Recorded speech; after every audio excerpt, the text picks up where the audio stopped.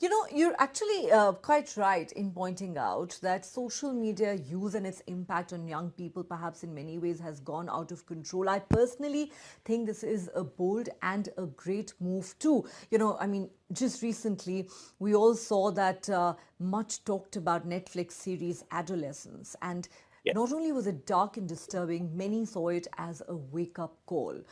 But there are those who say that while this law is well intentioned because it's designed to protect children and safeguard their mental health, could it in some ways make them more vulnerable by pushing them to unregulated or less secure platforms, as they try and circumvent this ban?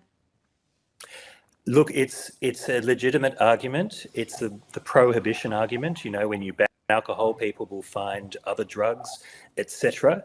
But in the case of social media, it works when there's lots of people online. It works when your friends are online. And if your friends are not online because their parents, their schools are also empowered to say, no, you can't be online, you can't have these social media apps on your phone, then it just becomes less of a thing. It becomes less of a desirable thing. It becomes less peer pressure to open that Instagram account, to open that Facebook or that Snapchat account.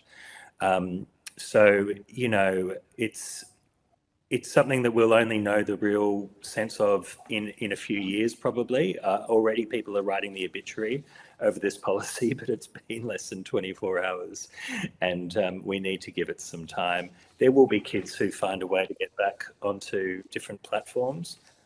But again, I don't think this is so much about older teenagers who have the wherewithal and have the time and interest to do that. This is about, saying to your 8-year-old, saying to your 10-year-old, no, you're not on Facebook. No, you're not on Snapchat. No, you're not on Instagram. And, we've all seen the studies. It does have deleterious mental health effects. It is designed to be addictive. And, whether it's body image issues, whether it's cyberbullying, whether it's, you gave that example of the Netflix drama, online radicalization.